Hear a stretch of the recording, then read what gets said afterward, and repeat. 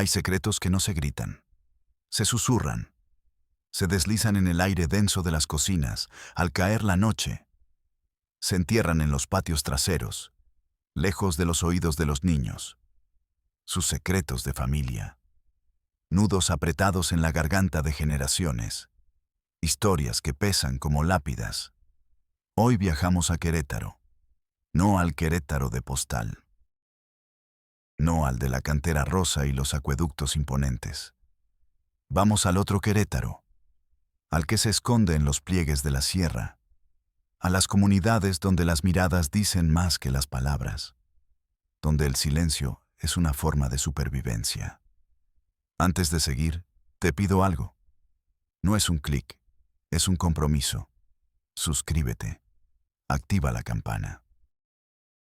Porque esta historia necesita testigos. Necesita que alguien, en alguna parte, escuche el ruido ensordecedor de este silencio. Un silencio que devoró 2 vidas. La historia de hoy no es sobre un asesinato con cuchillo. Es sobre un crimen más lento, más profundo, el que comete una sociedad que elige mirar hacia otro lado. Hablaremos de un tabú. El más antiguo, el más visceral. El amor que floreció donde solo debía haber lazos de sangre. El matrimonio secreto entre una tía y su sobrino, Elena y Mateo. Todo comenzó en un pequeño pueblo anclado en las faldas de la Sierra Gorda. Un lugar donde todos se conocen, donde cada ventana es un palco y cada puerta cerrada un misterio. Aquí, los Mendoza eran una familia como cualquier otra. Trabajadora, religiosa, respetada. O eso parecía desde fuera. La casa de los Mendoza olía a tierra húmeda y a café recién hecho. Un olor a normalidad, a rutina. Pero entre sus muros de adobe crecía algo distinto, algo que nadie se atrevía a nombrar. Elena era la tía. La hermana menor de la madre de Mateo. Una mujer de 30 y pocos años con la mirada perdida, como si viera un horizonte que nadie más podía percibir. Ella no se casó. Decían que se había quedado a vestir santos. Una frase cruel para describir una vida de servicio a su familia. Cuidó a su madre enferma hasta el final. Y después se dedicó a criar a los hijos de su hermana. Sobre todo, a Mateo. Mateo era el sobrino, un muchacho callado, casi invisible, con unos ojos grandes que absorbían todo sin juzgar. Su madre trabajaba todo el día en la ciudad. Su padre era una sombra ausente. Así que Mateo creció bajo el cuidado de Elena. Fue ella quien le enseñó a leer, quien le curaba las rodillas raspadas, quien le contaba cuentos por la noche. Su voz era el único refugio en un mundo indiferente. Para los vecinos, era una devoción conmovedora. La tía abnegada y el sobrino agradecido. Una estampa de piedad familiar. Pero algunos notaban detalles extraños. La forma en que Elena lo miraba cuando creía que nadie la veía. Una intensidad que quemaba, que no correspondía a una tía. La manera en que Mateo la buscaba con la mirada en cada reunión familiar, como si fuera su único punto de anclaje, su norte, su todo. Eran pequeños gestos, una mano que se demoraba demasiado sobre un hombro. Una conversación en susurros que se cortaba de golpe si alguien entraba en la habitación. Una complicidad impenetrable. La gente lo veía, lo sentía, pero nadie decía nada. En los pueblos pequeños, señalar con el dedo es un riesgo. Es romper un pacto de silencio que protege a todos y a nadie. Era más fácil fingir, era más fácil no ver. Era más fácil tragar saliva y seguir con el día, hasta que el secreto se hizo demasiado grande para caber entre 4 paredes. El secreto se rompió por una ausencia. La de Mateo en la escuela. 1 semana. Luego 2. El maestro, un joven recién llegado de la ciudad, llenó el formulario de rutina. Reporte de ausentismo. Causa desconocida. El papel viajó de un escritorio a otro. Un sello aquí, una firma allá. Nadie lo leyó realmente. Era solo un número más en una pila de problemas olvidados. El expediente 07B-451.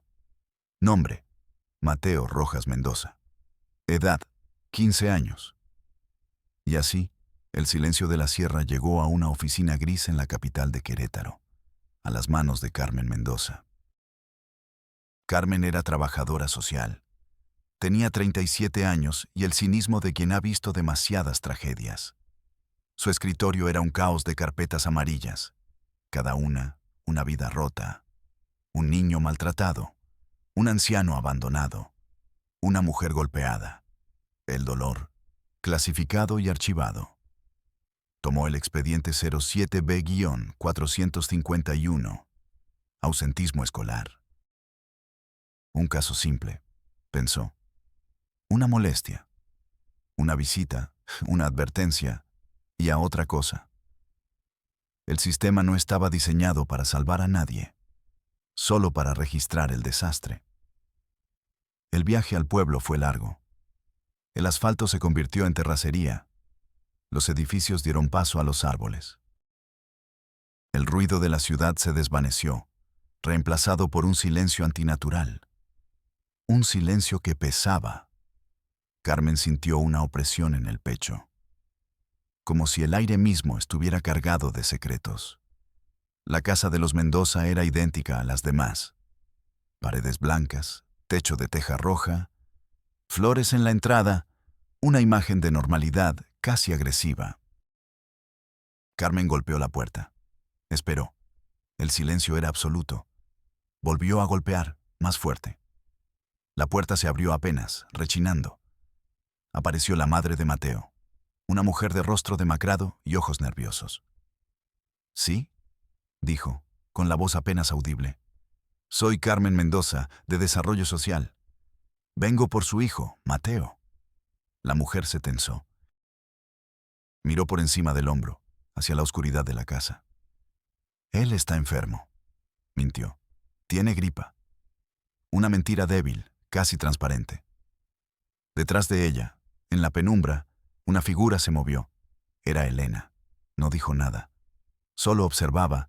Sus ojos eran dos pozos negros, impenetrables. Carmen sintió un escalofrío. La mirada de Elena no era de curiosidad. Era de evaluación, de advertencia. «¿Puedo verlo?», insistió Carmen. «Es el protocolo». «Está durmiendo», cortó Elena, su voz firme, sin emociones. La madre de Mateo asintió, como una marioneta. «Sí, duerme. Vuelva otro día». La puerta se cerró. Carmen se quedó sola en el umbral. El olor a tierra húmeda y a mentiras se aferraba al aire. Esto no era un caso de ausentismo. Esto era otra cosa. Sintió la piel de gallina. No era miedo, era instinto. El mismo que sentía cuando entraba a una casa donde un niño lloraba en silencio en su habitación. El instinto de que algo estaba fundamentalmente roto. Decidió caminar por el pueblo. Preguntar. Las respuestas eran un muro de piedra. Son buena gente. La tía Elena es una santa. Se sacrificó por esa familia. El muchacho siempre fue raro, callado, frases cortas, miradas que se desviaban, puertas que se cerraban con demasiada rapidez. El pueblo entero era cómplice de un secreto que Carmen aún no entendía. Regresó a su oficina en la ciudad. El expediente 07B-451 ya no era una carpeta amarilla. Era una obsesión. Se quedaba hasta tarde, revisando los registros familiares, nacimientos, bautizos, defunciones. Buscaba una grieta en la fachada, una inconsistencia, algo. Descubrió que el padre de Mateo se había ido hacía 10 años.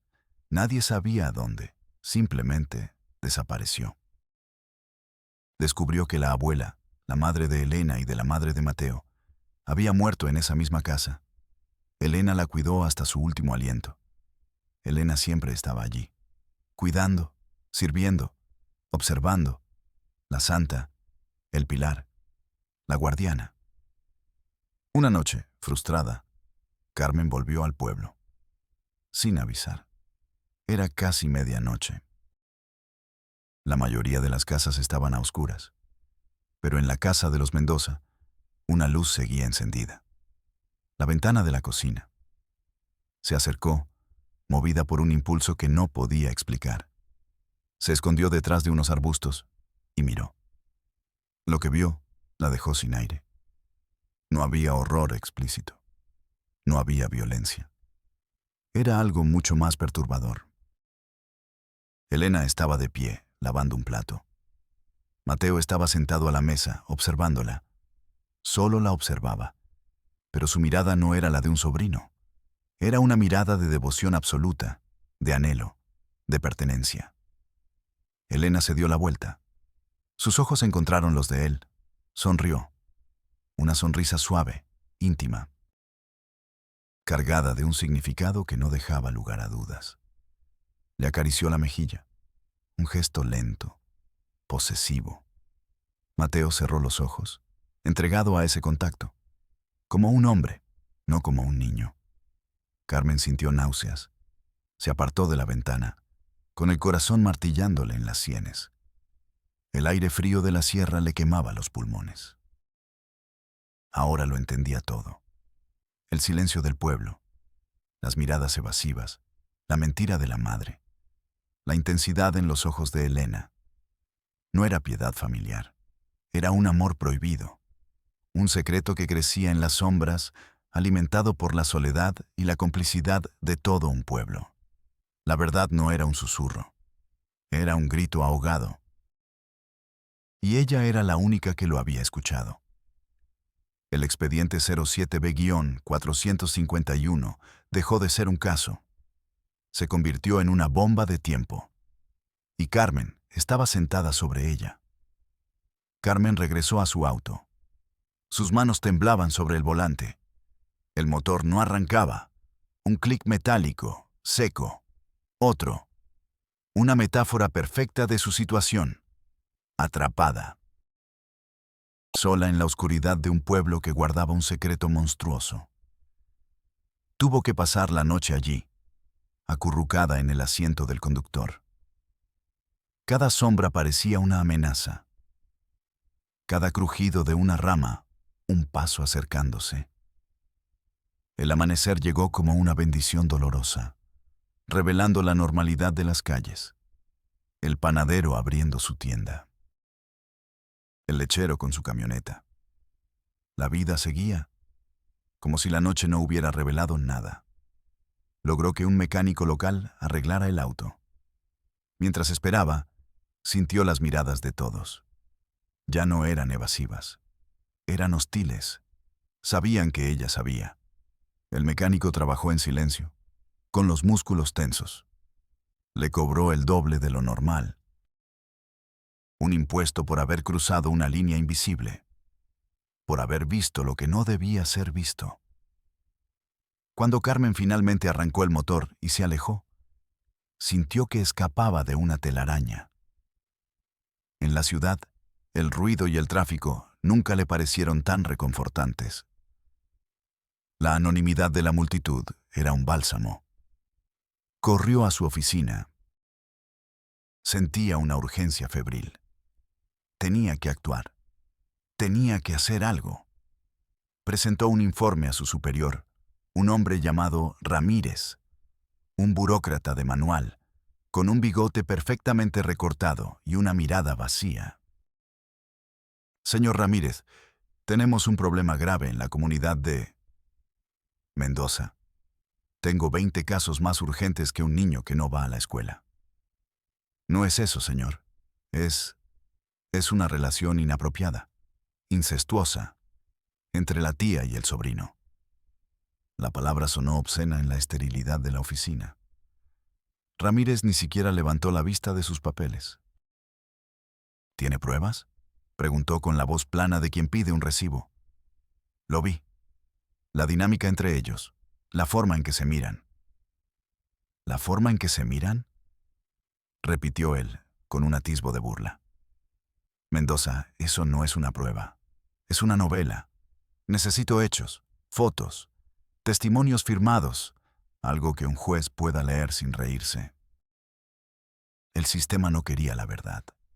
Quería un expediente impecable. Carmen sintió una oleada de rabia impotente. El temblor regresó a sus manos.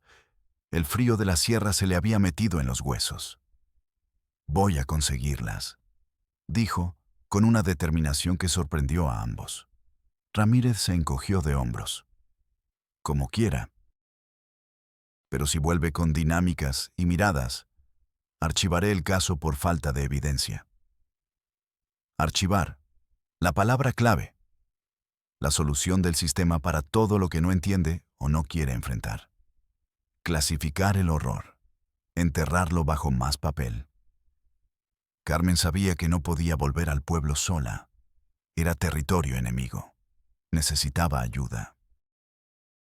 Contactó a una vieja amiga, una psicóloga llamada Sofía. Le explicó el caso, omitiendo los detalles más íntimos.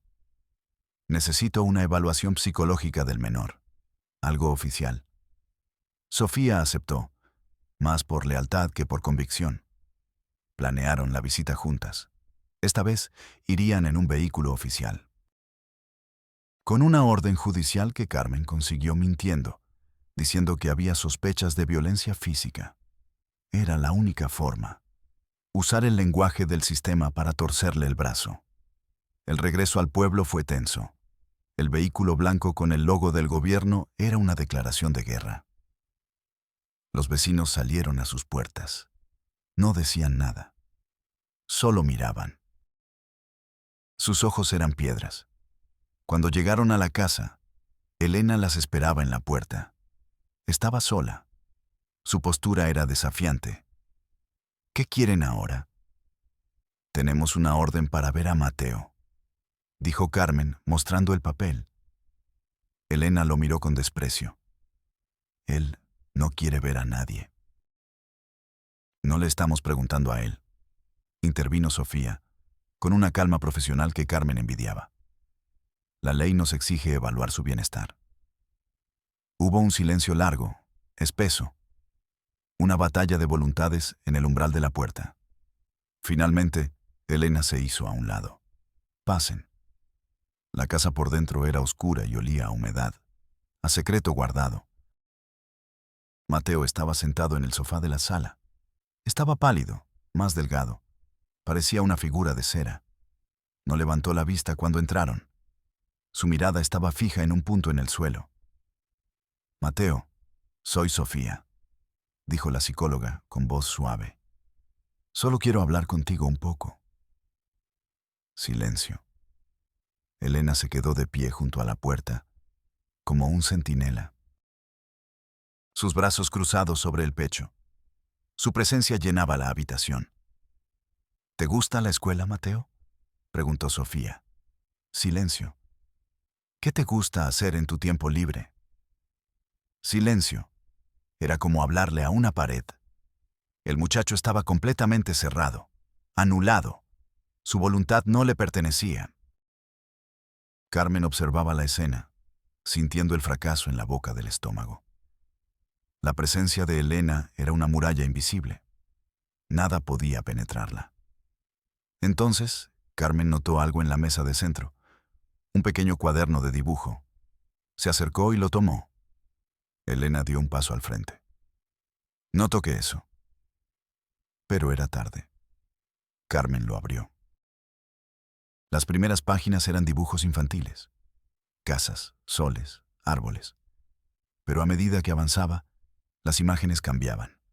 Se volvían más oscuras, más extrañas, figuras distorsionadas, rostros sin ojos. Y luego, en las últimas páginas, lo vio. Un dibujo que le heló la sangre. Eran dos figuras en una cama, abrazadas. Una más grande, con el pelo largo y oscuro. Otra más pequeña. No era explícito, pero la intimidad del trazo, la forma en que los cuerpos se entrelazaban, era inconfundible. Debajo del dibujo, una sola frase escrita con letra infantil y temblorosa. Elena y yo para siempre. Carmen levantó la vista del cuaderno. Sus ojos se encontraron con los de Elena. Por primera vez, vio una fisura en la máscara de control de la mujer. Vio pánico, un pánico puro, animal. En ese instante, la madre de Mateo entró corriendo a la casa. «¡Se fueron!», gritó sin aliento. «¿Quiénes se fueron?», preguntó Carmen. «Ellos se casaron y se fueron. Anoche». La revelación cayó en la habitación como una piedra en un pozo. Sofía miró a Carmen, horrorizada. Carmen miró a Elena. La tía, santa, sonrió. Una sonrisa torcida, triunfal. «Ahora son marido y mujer», dijo, con una voz que era puro veneno. «Un juez de un pueblo vecino los casó. Es legal. Él dijo que tenía 18. Mintieron. Falsificaron documentos. Y lo hicieron. Se habían casado. Tía y sobrino». Carmen sintió que el suelo se abría bajo sus pies. El sistema no solo había fallado, había sido cómplice. Había bendecido la aberración con un sello oficial. El grito ahogado se había convertido en un acta de matrimonio. Y el horror apenas comenzaba. Para entender la locura, hay que desenterrar sus raíces. Hay que volver atrás, al origen, al momento exacto en que la semilla del tabú fue plantada. No fue un acto, fue un proceso. Lento, silencioso, invisible. La historia de Elena no comenzó con Mateo. Comenzó con su propia soledad. Elena Mendoza creció a la sombra de su hermana mayor. La hermana era bonita, popular, extrovertida. Era la luz de la familia. Elena era la otra, la callada, la observadora, la invisible. Nadie la veía realmente. Sus padres estaban demasiado ocupados adorando a su primogénita. Sus amigos la buscaban solo para estar cerca de su hermana. Aprendió a vivir en los márgenes, a no desear, a no pedir, a no existir demasiado. Luego vino la enfermedad de su madre. Una enfermedad larga, cruel, que la consumió poco a poco. Su hermana mayor, la luz de la familia, ya se había casado. Tenía su propia vida. Su propio hijo, Mateo. Visitaba de vez en cuando, traía flores, daba un beso en la frente y se iba. Fue Elena quien se quedó. Elena, la invisible.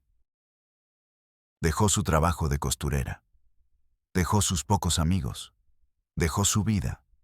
Se convirtió en la cuidadora a tiempo completo, día y noche, baños, medicinas, comida, noches en vela escuchando los quejidos de dolor. Su mundo se redujo a las 4 paredes de una habitación que olía a enfermedad y a muerte. Nadie le preguntó si quería hacerlo. Simplemente se asumió. Era su deber. Era lo que se esperaba de la hija soltera, de la que no tenía nada mejor que hacer. Los años pasaron. Su juventud se marchitó entre sábanas sucias y frascos de pastillas. Vio a sus antiguas compañeras de escuela casarse, tener hijos, vivir. Ella solo sobrevivía. La soledad se convirtió en su única compañera. Una soledad fría, pesada, que se le metía en los huesos. Y en medio de ese desierto emocional, apareció Mateo. Su hermana, siempre ocupada, se lo dejaba por las tardes. «Cuídamelo un rato, hermanita. Eres un ángel». Al principio era una carga más, otro ser vivo del que ocuparse. Pero Mateo era diferente. Era un niño silencioso, como ella. Un observador, como ella. No exigía, no gritaba, solo la miraba, con sus ojos grandes y serios. Era la primera persona en mucho tiempo que realmente la veía. Él no veía a la cuidadora, a la solterona, a la sombra. Veía a Elena. Se sentaba a su lado mientras ella le daba de comer a su madre. Le pasaba las cucharas. Le alcanzaba un vaso de agua. Pequeños gestos de complicidad. Una alianza silenciosa contra el mundo de los adultos, que siempre estaban ocupados, siempre ausentes. Por las noches, cuando la abuela dormía, Elena le leía cuentos a Mateo. En la penumbra de la sala, sus voces eran los únicos sonidos. Él se acurrucaba a su lado. Su pequeño cuerpo transmitía un calor que Elena no había sentido en años. Era un calor puro, inocente, pero en el alma reseca de Elena, ese calor se sintió como un incendio. La madre de Elena murió. La casa se sintió vacía, silenciosa. Elena, por primera vez en una década, fue libre. Pero no sabía qué hacer con esa libertad. Estaba perdida. Su propósito se había ido. Fue entonces cuando su hermana le hizo la oferta. ¿Por qué no te vienes a vivir con nosotros? La casa es grande y me ayudas con Mateo. No fue una pregunta, fue una sentencia. Elena había pasado de cuidar a su madre a cuidar a su sobrino. Su rol no había cambiado, solo el objeto de su devoción. Y la devoción se torció. Poco a poco, el cariño de tía se transformó en algo más. La ausencia de los padres de Mateo creó un vacío que Elena llenó por completo. Ella era su confidente, su protectora, su mundo. Él era su razón para existir, su ancla, su todo. El amor que nunca recibió lo volcó sobre él.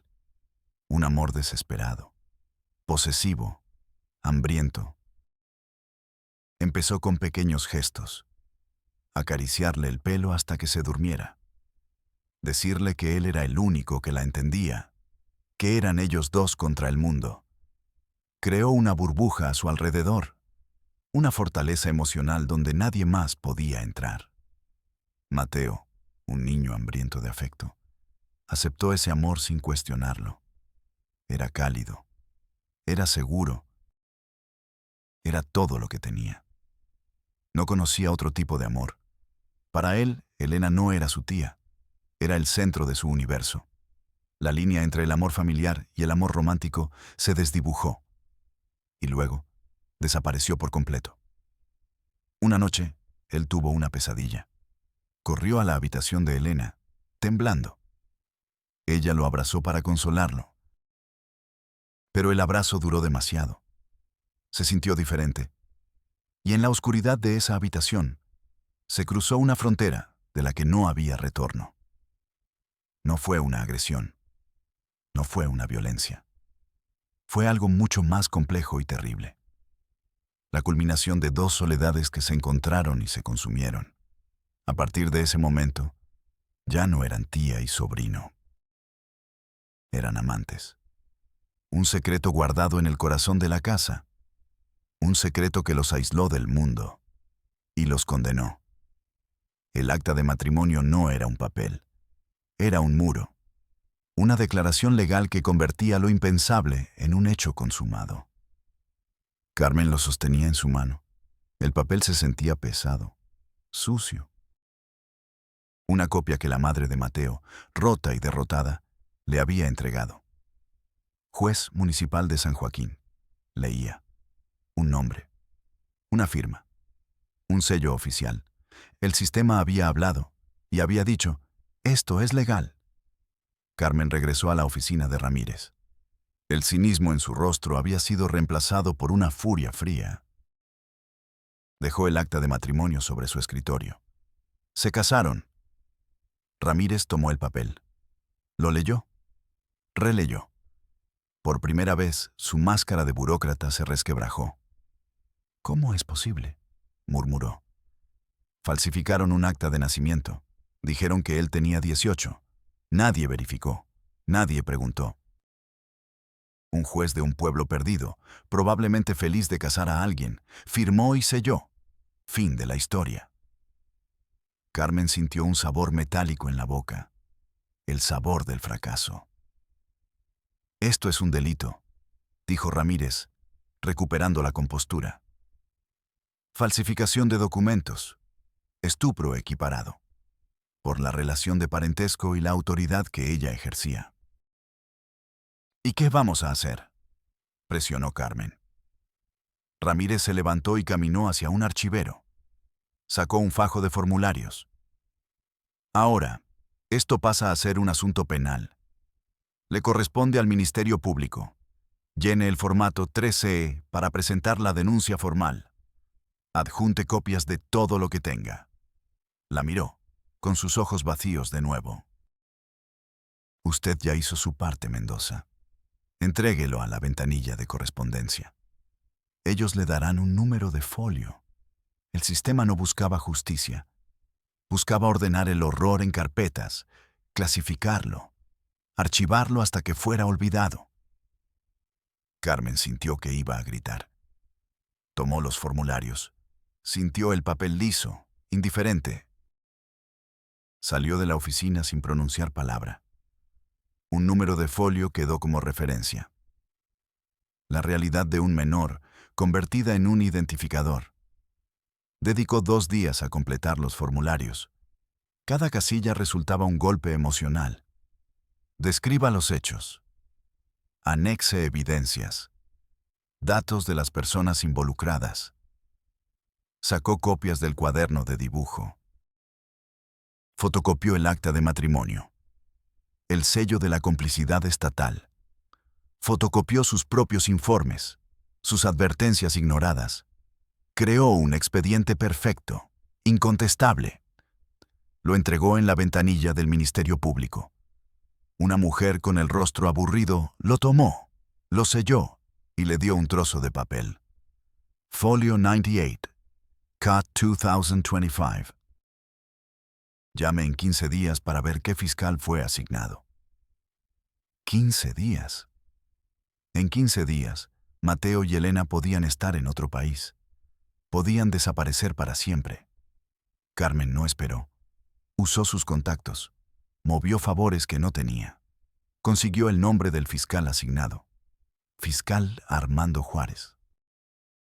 Un hombre de unos 50 años, famoso por su pereza y su mal humor. Consiguió una cita.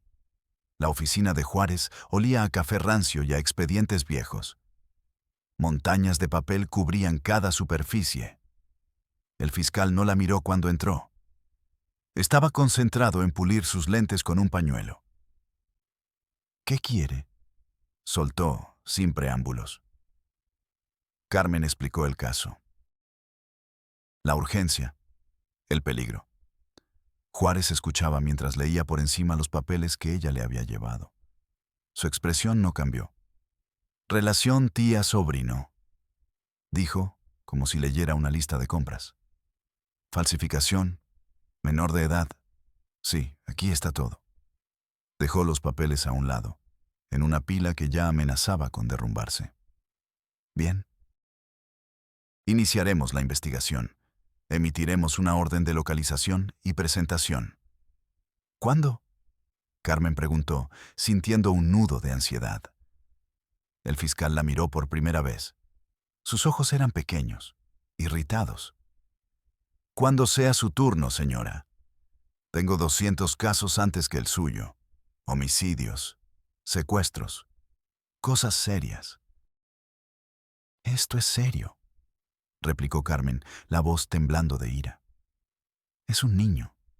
Le robaron su infancia, su voluntad. Lo manipularon hasta convertirlo en el esposo de su tía. Juárez suspiró, un sonido largo y cansado. El sonido de un hombre que ha escuchado demasiadas historias y ya no siente nada. Señora Mendoza, ¿verdad? Entiendo su pasión. Es nueva en esto, se nota. Pero la ley tiene sus tiempos, sus procedimientos. No podemos simplemente salir a la calle a buscar a su niño perdido porque usted lo dice. Se reclinó en su silla, que protestó con un crujido agónico. Ahora, si me disculpa, tengo un homicidio triple que atender. Fue una orden de despido. Carmen salió de la oficina sintiendo que caminaba bajo el agua. El aire no le llegaba a los pulmones. La ley tiene sus tiempos. La frase resonaba en su cabeza. El tiempo de la ley era el tiempo de la burocracia. Un tiempo lento, indiferente. Un tiempo que permitía que las heridas se infectaran, que los monstruos se escondieran, que los niños se perdieran para siempre. Pasaron las semanas. Carmen llamaba todos los días. La respuesta era siempre la misma. El caso está en investigación. El fiscal está ocupado. Aún no hay avances. El folio 98K 2025 se estaba pudriendo en una pila de papel. Mientras tanto, Elena y Mateo habían desaparecido. La madre de Mateo, la única que podía saber algo, se había encerrado en un mutismo absoluto. El miedo y la vergüenza le habían sellado los labios. El pueblo entero guardaba silencio, como siempre. Habían expulsado el secreto. Ahora era problema de alguien más. Un mes después, ocurrió algo inesperado. Un policía de caminos, en un retén de rutina en el estado de Jalisco, detuvo un autobús. Un joven le pareció sospechoso, demasiado nervioso. Viajaba con una mujer mayor que él, que no dejaba de hablar por él. El policía pidió identificaciones. Los nombres no coincidían con la lista de pasajeros. El policía revisó el sistema y saltó la alerta. Orden de localización y presentación. Fiscalía General de Querétaro. Folio 98, K 2025. Los habían encontrado. Carmen recibió la llamada en medio de la noche. Corrió a la fiscalía. Juárez ya estaba allí, luciendo molesto por haber sido despertado. «Los traen para acá», dijo. «Llegan en la mañana. Prepara a tu psicóloga». La maquinaria, por fin, se había puesto en marcha, pero se movía con una lentitud exasperante. Carmen y Sofía esperaron durante horas, en un pasillo frío. Finalmente, los vieron llegar. Mateo iba esposado, como un criminal. Su rostro estaba pálido, sus ojos vacíos. No miraba a nadie. Elena caminaba a su lado. No estaba esposada. Legalmente, hasta que un juez dijera lo contrario, ella era su esposa, no su captora. Cuando vio a Carmen, Elena sonrió. Una sonrisa de desafío. «Perdiste», le susurraron sus ojos. Los separaron. Sofía entró a una sala para hablar con Mateo. Carmen se quedó fuera, escuchando a través de la puerta. La voz de Sofía era suave, paciente. Pero las respuestas de Mateo eran monosílabos. Sí, no, no sé. Estaba programado. Había un guión en su cabeza, escrito por Elena. Repetía las mismas frases una y otra vez. «Tengo 18. La amo. Nos casamos por amor. Nadie me obligó. Era inútil. La burbuja era impenetrable». Mientras tanto, en otra sala, el fiscal Juárez interrogaba a Elena. Carmen pudo escuchar los gritos. Elena no era sumisa. Era una leona defendiendo a su cría. O a su presa. «Es mi esposo. Tenemos derechos. Esto es un abuso de autoridad. Están traumatizando a un joven enamorado». Usaba las palabras del sistema en su contra. Derechos. Abuso. Trauma. Era brillante en su maldad. Juárez, superado, salió de la sala con el rostro rojo de frustración. «Esta mujer es el diablo», le dijo a Carmen. «Lo tiene completamente dominado. Dice que si lo separamos de ella, él se va a matar. Y le creo. La ley estaba en jaque. Sí, había falsificación de documentos». Pero Elena alegaba que fue un error administrativo del registro civil. Sí, él era menor de edad, pero insistía en que amaba a su esposa. Separarlos por la fuerza podría causar un daño psicológico irreparable. El sistema no estaba preparado para algo así. Solo entendía de víctimas y villanos claros, de sangre, de armas. No entendía la complejidad de una mente secuestrada, de un amor que era también una prisión. Al final, el juez de control tuvo que tomar una decisión que intentaba equilibrar la ley y la realidad. Anuló el matrimonio. sentenció a Elena a una pena menor por falsificación de documentos. Un par de años, que probablemente cumpliría en libertad condicional. El cargo de estupro equiparado no prosperó. ¿Cómo probar que no fue consentido si la propia víctima lo negaba? Y para Mateo, ordenó terapia psicológica obligatoria y una orden de restricción. Elena no podía acercarse a él. En el papel parecía una victoria.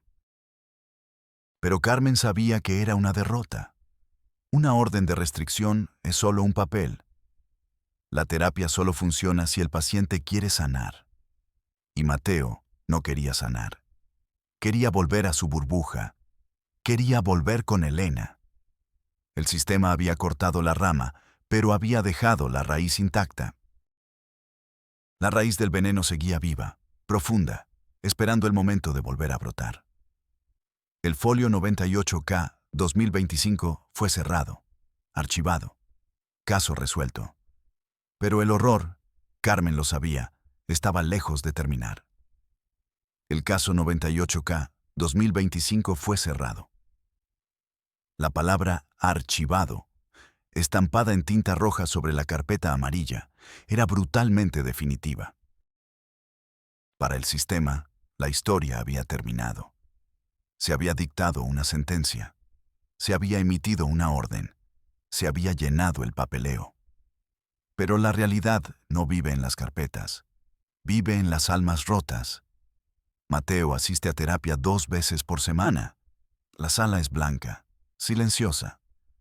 Un intento desesperado por imponer calma sobre el caos. Sofía, la psicóloga, lo intenta todo. Juegos, preguntas, silencios comprensivos. Pero Mateo es una fortaleza. No habla, no reacciona. Sus ojos están vacíos. Es un cuerpo sin habitante. A veces toma un lápiz y una hoja de papel. Dibuja. Pero ya no son las casas ni los soles de su infancia. Ya no son ni siquiera las figuras abrazadas. Ahora es solo un nombre, una y otra vez, en cada rincón de la hoja, con una caligrafía temblorosa, casi febril.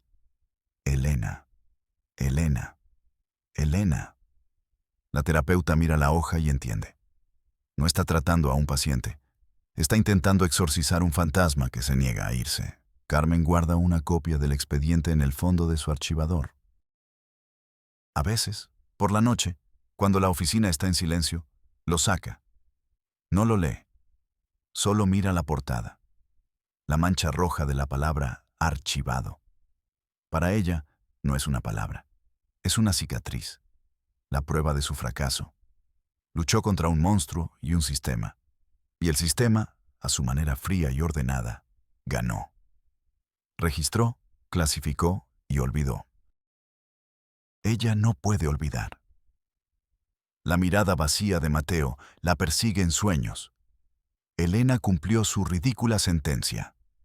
6 meses de firmar un libro en un juzgado. Ahora vive en una ciudad cercana, lo suficientemente lejos para obedecer la orden de restricción, lo suficientemente cerca para que su sombra se siga proyectando. No necesita estar allí físicamente. Su control es más profundo. A veces, el teléfono suena en la casa de la madre de Mateo. Un número desconocido. La madre contesta. Su rostro se vuelve pálido. No habla. Solo escucha la respiración al otro lado de la línea. Unos segundos de silencio cargado de veneno. Luego, cuelgan. Y la madre de Mateo se sienta en la cocina y llora en silencio. Sabe que Elena sigue allí, esperando, recordándole que el lazo nunca se rompió. Solo se volvió invisible. El pueblo de la sierra volvió a su silencio. Nadie habla de los Mendoza. Es como si nunca hubieran existido. La casa donde creció el secreto está vacía. Las ventanas, cubiertas de polvo, parecen ojos ciegos. El pueblo ha hecho lo que mejor sabe hacer: ocultar, olvidar, sobrevivir. Mateo sigue viviendo con su madre, en un pequeño apartamento en la ciudad, un lugar sin historia, sin fantasmas entre las paredes. Pero los fantasmas no necesitan paredes, viven dentro de él. Pasa la mayor parte del día sentado junto a la ventana. No mira los árboles ni los niños jugando en el parque. Su mirada se pierde en la distancia. Busca algo que solo él puede ver. Una silueta familiar. Una sombra protectora y devoradora. La justicia anuló un matrimonio, pero nadie puede anular un recuerdo. Nadie puede borrar una devoción que se convirtió en veneno. El sistema puso un punto final en un documento. Pero la tragedia humana no entiende de puntos finales, solo de pausas. Y la de Mateo es una pausa eterna, esperando que su mundo, su único mundo, regrese. Soy Padre del Valle, y nos vemos en la próxima Realidad México. Soy Padre del Valle, y nos vemos en la próxima Realidad México.